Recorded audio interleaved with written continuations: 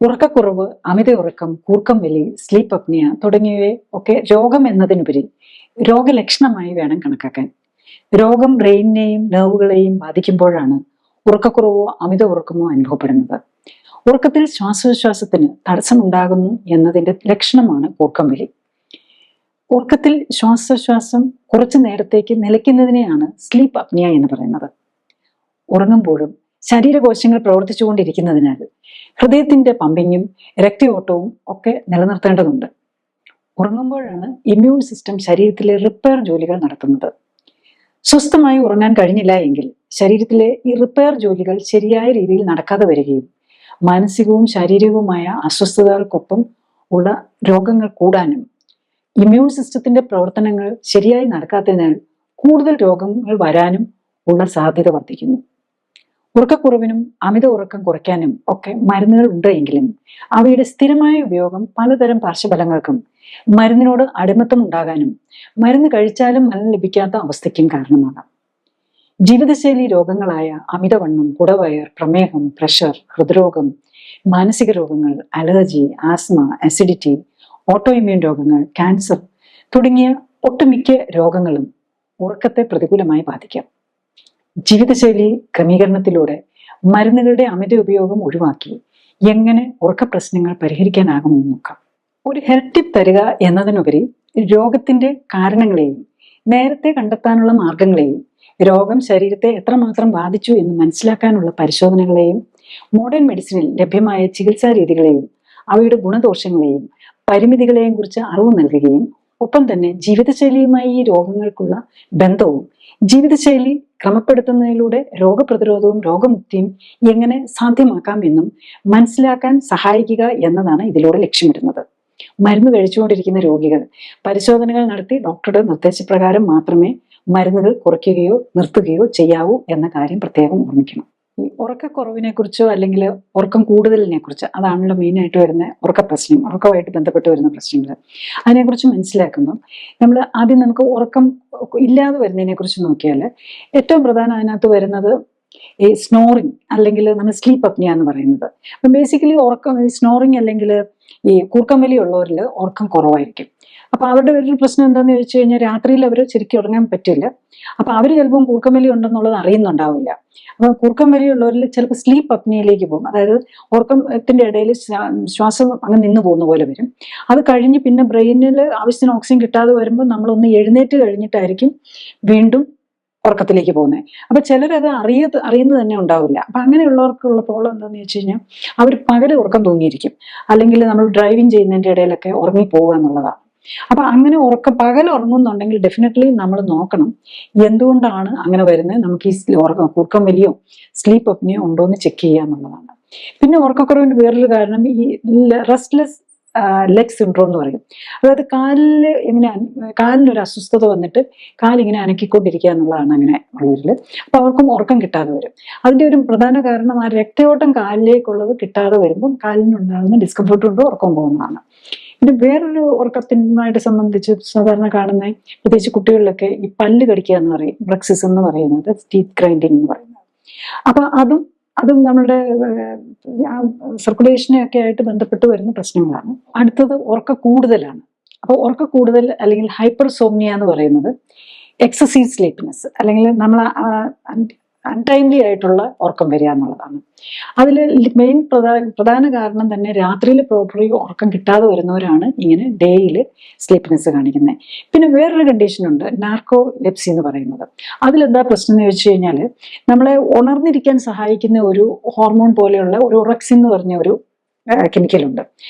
അതുണ്ടാക്കുന്ന നമ്മളുടെ ബ്രെയിനിലെ പ്രത്യേകിച്ച് ഹൈപ്പോതലാമസ് എന്ന് പറഞ്ഞ ബ്രെയിനിന്റെ ഒരു പ്രത്യേക പാർട്ടിലെ സെൽസ് നശിച്ചു പോവുകയാണ്. ഒരു ഓട്ടോ ഇമ്മ്യൂൺ ഡിസീസാണ്. അതായത് നമ്മളുടെ ഇമ്മ്യൂൺ സിസ്റ്റം തന്നെ നമ്മളുടെ സെല്ലുകളെ നശിപ്പിക്കുന്ന ഒരു ഓട്ടോ ഇമ്മ്യൂൺ സിസ്റ്റം ഡിസീസ് കാരണം ഈ ഒറക്സിൻ ഉണ്ടാക്കുന്ന സെൽസ് നശിഞ്ഞു പോകുന്നതിൻ്റെ പേരിൽ വരുന്ന ഒരു അസുഖമാണ്. അത് കുറച്ചൊരു സീരിയസ് ആയിട്ടുള്ള അസുഖമാണ്. അത് ചിലർ ഉറക്കത്തിൽ നിന്ന് ഉറങ്ങി ഏതായാലും ജോലിക്കിടയിലൊക്കെ ചിലപ്പോൾ പെട്ടെന്ന് വീണു പോകുന്നത് പോലെ അതിൻ്റെ കൂടെ മസിൽ വീക്ക്നെസ്സും കൂടെ ഒക്കെ വരാം. അങ്ങനെയുള്ള ഒരു അസുഖമുണ്ട്. അത് അത്ര കോമൺ അല്ല, അതുകൊണ്ട് നമ്മൾ അതിനെക്കുറിച്ച് അധികം ഡിസ്കസ് ചെയ്യുന്നില്ല, ഡീറ്റെയിലേക്ക് ഞാൻ പോകുന്നില്ല. പിന്നെ ഉള്ളത് ഈ സ്ലീപ്പിംഗ് സിക്നെസ് എന്ന് പറഞ്ഞ ഒരു ഇൻഫെക്ഷൻ കൊണ്ട്, അത് കൂടുതലും ആഫ്രിക്കയിലാണ് വരുന്നത്. അത് നമുക്ക് ഇവിടെ അധികം ഇല്ലാത്തതുകൊണ്ട് നമ്മൾ അതിൻ്റെ ഡീറ്റെയിലേക്ക് പോകുന്നില്ല. നെക്സ്റ്റ് നമ്മൾ സ്ലീപ്പ് എന്ന് പറഞ്ഞു കഴിഞ്ഞാൽ എന്താണ്, നമുക്ക് സ്ലീപ്പിനെ കുറിച്ചും കൂടെ ഒരു ഐഡിയ കിട്ടുന്നത് നല്ലതാണല്ലോ. അപ്പൊ സ്ലീപ്പ് പാറ്റേണിൽ തന്നെ രണ്ട് രീതികളിലാണ് നമ്മൾ മെയിൻ സ്ലീപ്പിനെ ഡിവൈഡ് ചെയ്തിരിക്കുന്നത്. ഒന്ന് നോൺ റെം സ്ലീപ്പ്, അതായത് മറ്റേത് റെം സ്ലീപ്പ്. റെം എന്ന് പറഞ്ഞു കഴിഞ്ഞാൽ റാപ്പിഡ് ഐ മൂവ്മെന്റ്, കണ്ണിങ്ങനെ അനങ്ങിക്കൊണ്ടിരിക്കും. ആ സ്ലീപ്പിന് അതൊരു ടൈപ്പ്. അങ്ങനെ അങ്ങനെ അനങ്ങുന്നില്ലാത്ത സ്ലീപ്പിന് നോൺ റെം സ്ലീപ്പ് എന്ന് പറയും. ഈ നോൺ റെം സ്ലീപ്പിന് തന്നെ 3 സ്റ്റേജസ് ഉണ്ട്. അപ്പൊ നമ്മൾ ഉറങ്ങാൻ കിടക്കുമ്പോൾ നമ്മൾ ആദ്യത്തെ സ്റ്റേജ് എന്ന് പറയുന്നത് നോൺ റെം സ്ലീപ്പാണ്. അപ്പൊ അത് ആദ്യം നമ്മൾ ഒരു ലൈറ്റ് സ്ലീപ്പ്, പിന്നെ കുറച്ചും കൂടെ ഡീപ്പർ സ്ലീപ്പ്, പിന്നെ നല്ല ഡീപ്പ് സ്ലീപ്പിലേക്ക് പോകും. അപ്പം അതും കഴിഞ്ഞിട്ടാണ് ഈ റെം സ്ലീപ്പിലേക്ക് പോകുന്നത്. യൂഷ്വലി നമ്മൾ ഉറങ്ങാൻ കിടന്നു കഴിഞ്ഞൊരു 1.5 hours ഒക്കെ ആകുമ്പോഴാണ് റെം സ്ലീപ്പിലേക്ക് പോകുന്നത്. ആ സമയത്താണ് ശരിക്കും നമ്മൾ കൂടുതലും സ്വപ്നങ്ങളൊക്കെ കാണുന്നത്. ഈ റെം സ്ലീപ്പ് ടൈമിൽ ആക്ച്വലി നമ്മുടെ മസിൽ ഒരു പാരാലിസ്ഡ് ആയിട്ട്, അതായത് നമ്മുടെ മസിൽ മനക്കാൻ മേലാത്ത ഒരു സ്റ്റേജിലായിരിക്കും. അതുകൊണ്ടാണ് നമ്മൾ ഈ ഉറക്കത്തിൽ ഈ സ്വപ്നമൊക്കെ കണ്ട് എഴുന്നേൽക്കുമ്പോൾ നമുക്ക് പലപ്പോഴും സൗണ്ട് ഒന്നും നമ്മൾ പേടിച്ച് എഴുന്നേൽക്കുകയാണെങ്കിൽ നമുക്കൊന്നും മിണ്ടാൻ പറ്റാതെ വരിക, അല്ലെങ്കിൽ മൂവ് ചെയ്യാൻ പറ്റാതെ വരുന്നത് അതുകൊണ്ടാണ്. നെക്സ്റ്റ് നമ്മൾ പലപ്പോഴും ഈ ഉറക്കത്തിന്റെ നമ്മുടെ പാറ്റേൺ, നമ്മൾ എങ്ങനെയാണ് സാധാരണ ഉറങ്ങുമ്പോൾ നമ്മുടെ ഒരു പാറ്റേൺ ഉണ്ടല്ലോ, അത് നമ്മുടെ ലാസ്റ്റ് 2 decades പ്രത്യേകിച്ച് ലാസ്റ്റ് ഈ ഇലക്ട്രിസിറ്റി വന്നതിന് ശേഷം, അതിന് മുമ്പുണ്ടായിരുന്ന മനുഷ്യരുടെ സ്ലീപ്പ് പാറ്റേണും ഇപ്പോഴത്തെ ഇലക്ട്രിസിറ്റി വന്നതിന് ശേഷമുള്ള സ്ലീപ്പ് പാറ്റേണും തമ്മിൽ ഒത്തിരി വ്യത്യാസം വന്നിട്ടുണ്ടെന്നുള്ളതാണ്. അതാണ് ഇപ്പൊ സ്റ്റഡീസ് കാണിക്കുന്നത്. അപ്പൊ പലരും പറയും രാത്രി പല ഉറക്കക്കുറവ് പറയുന്ന പേഷ്യൻസ് ആണെങ്കിലും പറയാറുണ്ട്, രാത്രി ഒരു 2 മണിയാവും, 3 മണിയാവും, 4 മണിക്ക് എഴുന്നേറ്റ് പിന്നെ ഉറക്കം കിട്ടുന്നില്ല, പിന്നെ കുറേ നേരം കഴിഞ്ഞ് ഉറക്കം കിട്ടുള്ളൂ. ആക്ച്വലി നമ്മൾ പഴയ ലിറ്ററേച്ചറും പഴയ ഇത് നോക്കിക്കഴിഞ്ഞു കഴിഞ്ഞാൽ നമ്മൾ പണ്ടത്തെ ആൾക്കാർ ഉറങ്ങിയിരുന്ന 2 ഫേസ് ആയിട്ടാണെന്നാണ് കാണുന്നത്, ഈ വെസ്റ്റേൺ കൺട്രീസിലൊക്കെ പ്രത്യേകിച്ച്. അപ്പം അതുപോലെ തന്നെ നമുക്ക് ഇന്ത്യയിലാണെങ്കിലും അറിയാം, നമ്മൾ രാവിലെ 3 മണിക്ക് എഴുന്നേറ്റ് ബ്രഹ്മമുഹൂർത്തത്തിൽ എഴുന്നേൽക്കുക എന്നുള്ളത്. അപ്പം അത് ശരിക്കും പറഞ്ഞു കഴിഞ്ഞാൽ അത് നമ്മളുടെ ആ ഒരു ബോഡിയുടെ ക്ലോക്കിന്റെ ഒരു മെക്കാനിസമാണ് നമ്മൾ രാത്രി 3 മണി സമയത്ത് എഴുന്നേക്കുന്നത് എന്നുള്ളത്. പിന്നെ നമുക്കൊരു നമ്മൾ യൂറിൻ പാസ് ചെയ്യാൻ ബ്ലാഡർ ഫുൾ ആവും, യൂറിൻ പാസ് ചെയ്യാൻ്റെ ഒരു ടെംപ്ടേഷൻ വരാനുള്ള സാധ്യതയുണ്ട്. അപ്പം ആ ഒരു ഇടയ്ക്ക് ഒരു ഡിസ്റ്റർബൻസ് വരുന്നതിന് നമ്മളൊരു ഉറക്കക്കുറവായിട്ട് നമ്മൾ അങ്ങനെ കാണേണ്ട കാര്യമില്ല എന്നുള്ളതാണ്. പിന്നെ നമ്മളിപ്പോഴത്തെ ഈ ഉറക്കക്കുറവ് കൂടാനും ഉറക്കത്തിന്റെ ടൈമിങ്ങിലൊക്കെ വ്യത്യാസം വരാൻ കാരണം ഈ നമ്മൾ കമ്പ്യൂട്ടറും TV ഒക്കെ കണ്ടിരിക്കുന്നത് കൊണ്ടും വരുന്നുണ്ട്. അപ്പൊ യൂഷ്വലി നമ്മളൊരു സൂര്യാസ്തമനം കഴിഞ്ഞു കഴിഞ്ഞാൽ 8-9 മണിയാകുമ്പോൾ ഉറങ്ങുക. പിന്നെ ഈ വെസ്റ്റേൺ കൺട്രീസിൽ പ്രത്യേകിച്ച് UK ഉണ്ടായിരുന്നത്, അവർ ഈ ഒരു 3 മണി സമയത്തൊക്കെ എഴുന്നേൽക്കുക. എന്നിട്ട് അതിനെ അവർ പറഞ്ഞിരുന്നത് വാച്ച് ടൈം എന്നാണ്. പഴയ റൈറ്റിങ്സ് ഒക്കെ നോക്കിയാൽ നമുക്ക് കാണാൻ പറ്റും, വാച്ച് ടൈം എന്നുള്ളതാണ് അതിന് പറഞ്ഞിരുന്നത്.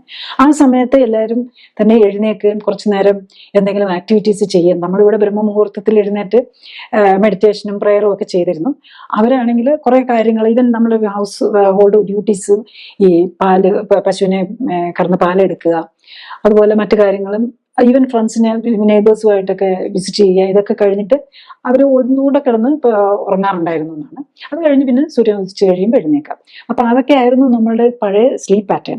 അപ്പൊ ഇന്ന് അതിന്റെ സിഗ്നിഫിക്കൻസ് നമ്മൾ മനസ്സിലാക്കേണ്ടത്, നമ്മൾ ഒത്തിരി ലേറ്റ് ആയി കഴിഞ്ഞ് ഉറങ്ങാൻ കിടന്ന് നമുക്ക് കിട്ടേണ്ട ടൈം എന്ന് പറയുന്നത് 8 hours ആണ് സ്ലീപ്പ്. കുട്ടികൾക്കാണെങ്കിൽ, കൊച്ചു കുട്ടികൾ ഉണ്ടാകുമ്പോഴാണെങ്കിൽ അവർക്കൊരു 16 to 18 hours ആണ്. പിന്നെ അത് കുറഞ്ഞ് ടീനേജ് ഒക്കെ ആകുമ്പോഴേക്കും 10 hours ആണ് നമുക്ക് ഡെയിലി സ്ലീപ്പ് വേണ്ടത്. പ്രത്യേകിച്ച് അത് കുട്ടികൾക്കൊക്കെ വെരി ഇമ്പോർട്ടൻ്റ് ആണ്, കാരണം അവരുടെ ഗ്രോത്ത് ഒക്കെ നടക്കുന്നത് ഈ സമയത്താണ്. അപ്പൊ അതുകൊണ്ട് തന്നെ നമ്മൾ ഈ ഉറക്കത്തിന്റെ സമയത്താണ് ഗ്രോത്ത് ഹോർമോൺ, നമ്മുടെ ബ്രെയിനിൽ നിന്നുള്ള ഗ്രോത്തിനെ പ്രൊമോട്ട് ചെയ്യുന്ന ഹോർമോൺ ഒക്കെ വരുന്നത്. അപ്പൊ നമ്മൾ പ്രോപ്പർലി ഉറങ്ങിയില്ലെങ്കിൽ നമ്മുടെ ഗ്രോത്ത് ഹോർമോണിന്റെ സെക്രീഷൻ കുറഞ്ഞു പോകും. അതുകൊണ്ട് തന്നെ നമ്മൾ ടീനേജ് പിള്ളേർക്കൊക്കെ പൊക്കം മിക്കൊക്കെ വരണമല്ലോ, അതിനെ ഡിസ്റ്റർബ്ഡ് ആവും. പിന്നെ നമ്മളുടെ വിശപ്പും ഒക്കെ ആയിട്ട് കൺട്രോൾ ചെയ്യുന്ന ഹോർമോൺസുകളൊക്കെ തെറ്റുന്നത് കൊണ്ട് അമിതവണ്ണം വരാനും, ഉറക്കക്കുറവ് വന്നു കഴിഞ്ഞാൽ അമിതവണ്ണം വരാൻ, ഏത് രോഗത്തിലേക്ക് പോകാനുള്ള സാധ്യതയുണ്ടെന്നുള്ളത്. നെക്സ്റ്റ്, നമ്മൾ ഈ ഉറക്കം കുറഞ്ഞു എന്നുള്ളത് നമുക്ക് സ്വയം മനസ്സിലാകുന്നില്ലെങ്കിൽ, അതായത് ഉറക്കം പലരും പറയുന്നത് എനിക്ക് ഉറങ്ങാൻ പറ്റിയില്ല, ഡിസ്റ്റർബ്ഡ് ആയിട്ടായിരുന്നു ഉറക്കം എന്ന് പറയാം. പക്ഷെ ചിലപ്പം അങ്ങനെ ചിലർ പറയുകയില്ല. അങ്ങനെയുള്ളവർക്കാണെങ്കിൽ നമ്മൾ പകൽ ഉറങ്ങുന്നുണ്ടെങ്കിൽ ഡെഫിനറ്റ്ലി നോക്കണം ഉറക്കക്കുറവുണ്ടോന്ന്. പിന്നെ ഉറങ്ങുക മാത്രമല്ല, അല്ലെങ്കിൽ ഇങ്ങനെ ഇരിക്കുന്നതിൻ്റെ ഇടയിൽ ഉറങ്ങി പോകുന്നത് പോലെയോ, അല്ലെങ്കിൽ ഇറിറ്റബിലിറ്റി, ചിലർ ഭയങ്കര ഇറിറ്റബിൾ ആയിരിക്കും അങ്ങനെ ഉറക്കം കിട്ടാതെ വന്നാൽ. പിന്നെ ശ്രദ്ധിക്കാൻ പറ്റില്ല, ഒരു കാര്യത്തിലും ശ്രദ്ധിക്കാൻ പറ്റില്ല, ജോലിയിൽ ശ്രദ്ധിക്കാൻ പറ്റില്ല. പിന്നെ ഉള്ളത് നമ്മുടെ ബോഡിയിലെ ഒരു ചേഞ്ച് നോക്കിക്കഴിഞ്ഞു കഴിഞ്ഞാൽ ചിലർക്കൊക്കെ ഇങ്ങനെ സ്ലീപ്പ് അപ്നിയൊക്കെ കൂടുതലായിട്ട് സർക്കുലേഷനെ അഫക്റ്റ് ചെയ്യുന്നുണ്ടെങ്കിൽ അവരുടെ എക്സ്ട്രിമിറ്റീസ്, കാലിൻ്റെയും കൈയുടെയും പാദവും അതുപോലെ പത്തിയൊക്കെ കറുത്തു വരുന്നത് പോലെ കാണാം. അതുപോലെ ഈ നക്കിൾസ് ഒക്കെ കറുത്തു വരുന്നുണ്ടെങ്കിൽ ഈ മുട്ടിന്റെ ഭാഗങ്ങളൊക്കെ ആയിരിക്കും കറുക്കുന്നത്. അങ്ങനെ വരുന്നുണ്ടെങ്കിൽ, അല്ലെങ്കിൽ കാലിന് പാദമൊക്കെ ആണെങ്കിൽ കംപ്ലീറ്റ് ആയിട്ട് ചിലരുടെ വളരെ പ്രോമിനന്റ് ആയിട്ട് കറുത്തിരിക്കുന്നത് പോലെ കാണാറുണ്ട്. അപ്പൊ അങ്ങനെ കാണുന്നുണ്ടെങ്കിൽ നമ്മൾ ഉറക്കം ശരിയാവുന്നില്ലയോ ഉറക്കം എന്നുള്ളത് ശ്രദ്ധിക്കേണ്ടതാണ്. നെക്സ്റ്റ്, എങ്ങനെയാണ് നമ്മളിത് ഡയഗ്നോസ് ചെയ്യുന്നത്, ഉറക്കക്കുറവ് ഡയഗ്നോസ് ചെയ്യുന്നത് എങ്ങനെയാണെന്നുള്ളതാണ്. അതിൽ നമ്മൾ നമുക്ക് കൂടെ കിടക്കുന്നവർക്ക് സ്ലീപ്പ് കുറവാണെന്നുണ്ടെങ്കിൽ, കൂടെ ആരെങ്കിലും മാരീഡൊക്കെ ആണെങ്കിൽ ഹസ്ബൻഡ് കൂടെ അല്ലെങ്കിൽ വൈഫ് കൂടെ ഉണ്ടെങ്കിൽ കുറുക്കം വലിയൊക്കെ ഉണ്ടെങ്കിൽ നമുക്കറിയാം. പിന്നെ നമുക്ക് സെൽഫ് നോക്കണമെന്നുണ്ടെങ്കിൽ നമുക്ക് അങ്ങനെ ഒരു സംശയം ഉണ്ടെങ്കിൽ ഒരു ക്യാമറ വെച്ച് നമ്മുടെ സ്ലീപ്പ് നമുക്ക് തന്നെ മാച്ച് ചെയ്യാം. പക്ഷെ നമ്മൾ മെഡിക്കലി അല്ലെങ്കിൽ ഒരു പ്രൊഫഷണൽ സ്റ്റൈലിൽ ചെയ്യുമ്പം പോളിസോമനോഗ്രാഫി എന്ന് പറയും, PSG എന്ന് പറയും. അതിനകത്ത് എന്താ ചെയ്യുന്നതെന്ന് ചോദിച്ചു കഴിഞ്ഞാൽ നമ്മുടെ എല്ലാ ആക്ടിവിറ്റീസും ഉറക്കത്തിന്റെ സമയത്ത് ചെക്ക് ചെയ്യുകയാണ്. അപ്പൊ അതിൽ ബ്രെയിനിലേക്ക് ആക്ടിവിറ്റി അറിയാൻ EEG ചെയ്യും. അവിടെ ലീഡ് ബ്രെയിനിലെ തലയിൽ EEG ലീഡ്സ് വെക്കും. കണ്ണിന്റെ ഒക്കെ ഈ നമ്മുടെ റം സ്ലീപ്പും നോൺ റം സ്ലീപ്പും ഒക്കെ അറിയണമല്ലോ, അതറിയാനായിട്ട് ഇലക്ട്രോ ഓക്കുലോഗ്രാഫി എന്ന് പറഞ്ഞ് അതിന് വേണ്ടിയിട്ട് ലീഡ് വെക്കും. പിന്നെ EMG, നമ്മളുടെ ഈ ടീത്ത് ഗ്രൈൻഡിങ് ഒക്കെ ഉണ്ടോയെന്ന് അറിയാൻ ചിന്നിലും കാലില് റെസ്റ്റ്ലെസ് ലെഗ് സിൻഡ്രോം ഉണ്ടോയെന്ന് അറിയാൻ കാലില് ലീഡ്സ് വെക്കും. ലീഡ്സ് എന്ന് പറഞ്ഞാൽ സെൻസേഴ്സ് ഒക്കെയാണ് ചെയ്യുന്നത്. പിന്നെ ഓഡിയോ വിഷ്വൽ റെക്കോർഡിംഗ് ഉണ്ടാവും. ഇതൊക്കെ ചെയ്യുന്ന ഒരു സ്ലീപ്പ് ലാബിലാണ്. പിന്നെ ഹാർട്ടിന്റെ ECG അറിയാനായിട്ട് എല്ലാ ലീഡും 6 ലീഡും ഒക്കെയല്ല, V2 മാത്രം ഒരു ലീഡ് വെച്ചിട്ട്, കാരണം എല്ലാം കൂടെ വയ്ക്കുമ്പോൾ കൂടുതൽ ഡിസ്കംഫർട്ടും വരുമല്ലോ, അത് വയ്ക്കും. അപ്പം ഈ ഹാർട്ടിന്റെ പ്രവർത്തനം അറിയാനെ കുറിച്ചുള്ള ഒരു ഐഡിയ കിട്ടും. പിന്നെ മൂക്കിലും നമ്മുടെ തൊണ്ടയിലും ശ്വാസത്തിന് തടസ്സം വരുന്നുണ്ടോയെന്നറിയാൻ അതിലേക്ക് സെൻസേഴ്സ്, മൂക്കിനുള്ളിലേക്കും ത്രോട്ടിനകത്തേക്കും സെൻസേഴ്സ് വയ്ക്കും. പിന്നെ ബ്രീത്തിങ്ങിന്റെ പാറ്റേൺ അറിയാൻ വേണ്ടിയിട്ട് നമ്മുടെ ചെസ്റ്റിലും വയറിലും സെൻസേഴ്സ് വയ്ക്കും. അപ്പൊ അങ്ങനെ ഒരു വളരെ എക്സ്റ്റൻസീവ് ആയിട്ടുള്ള ഒരു ടെസ്റ്റാണ് നോക്കുന്നത്.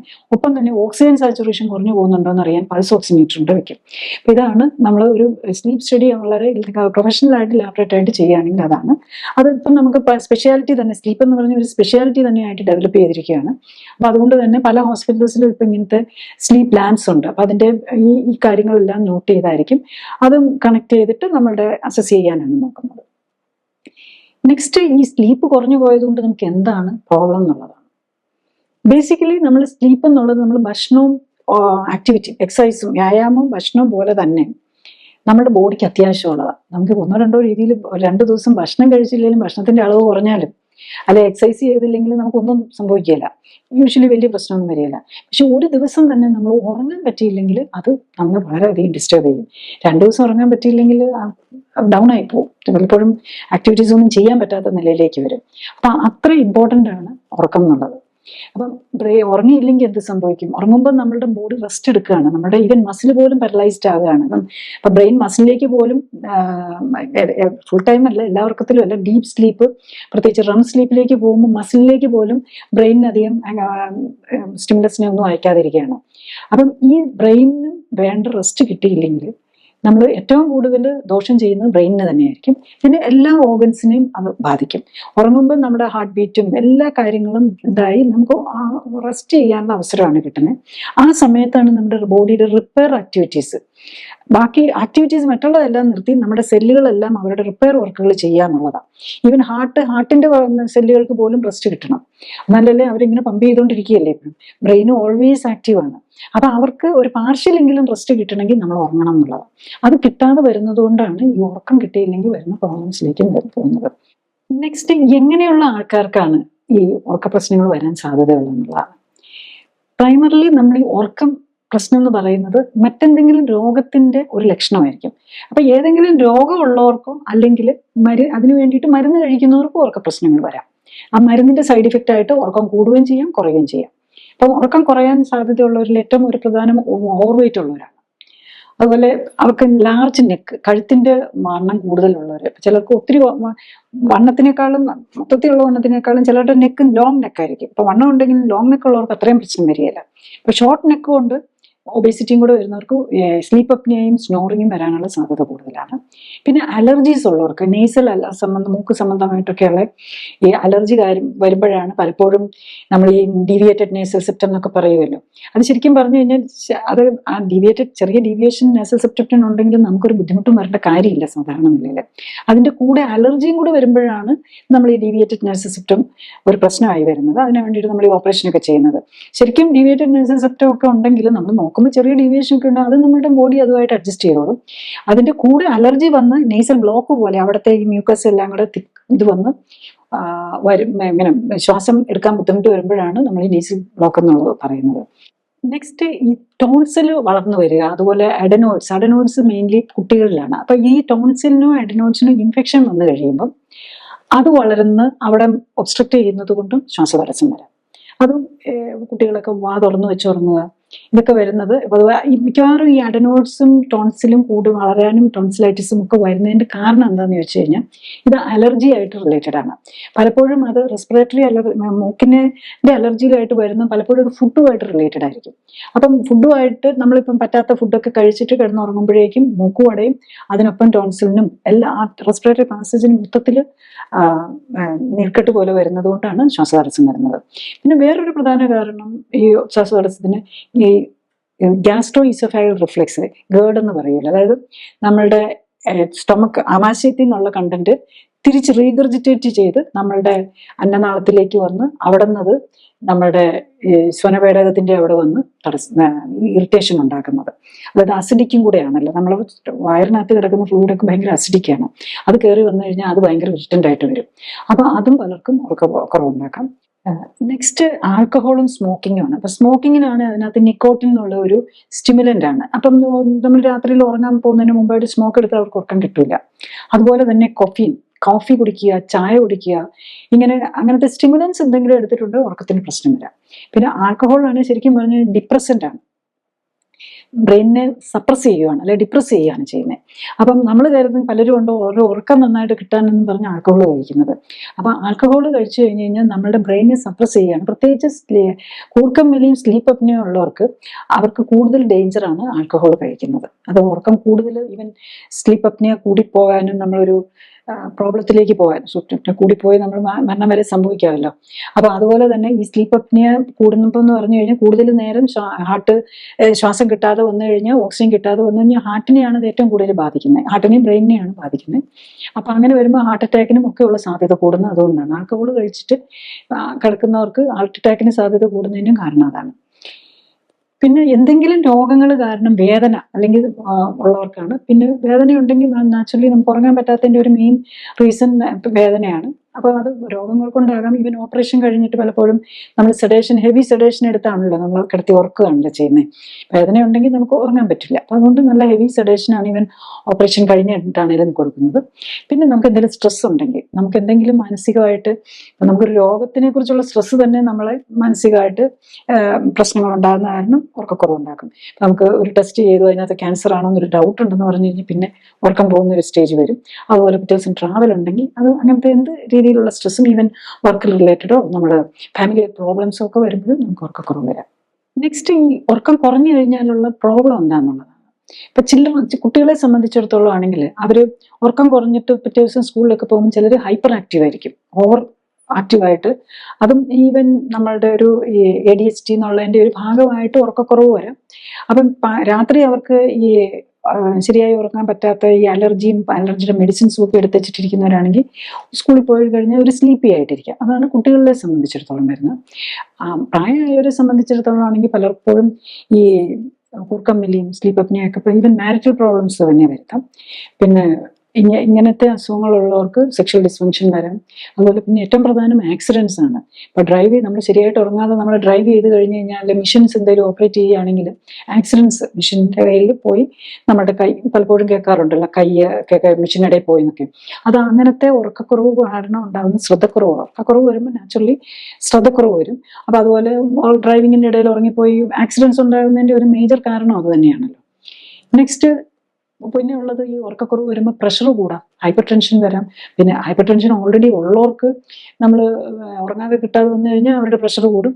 ഈവൻ മരുന്നെടുത്താൽ പോലും ഉറക്കക്കുറവ് വന്നു കഴിഞ്ഞ് കഴിഞ്ഞാൽ എന്ത് മരുന്നെടുത്താലും പലർക്കും ഉറക്കം പ്രഷർ കൺട്രോൾ ചെയ്യാൻ പറ്റാതെ വരും.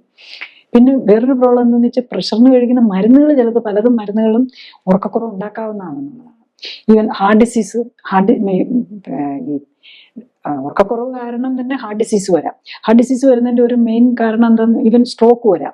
ഇപ്പൊ നമ്മൾ ഈ ഈ കൂർക്കമ്പലി ഉള്ളവരുണ്ടല്ലോ, അപ്പൊ അവരുടെ ഈ സൗണ്ട് തൊണ്ടയിലാണല്ലോ വരുന്നത്.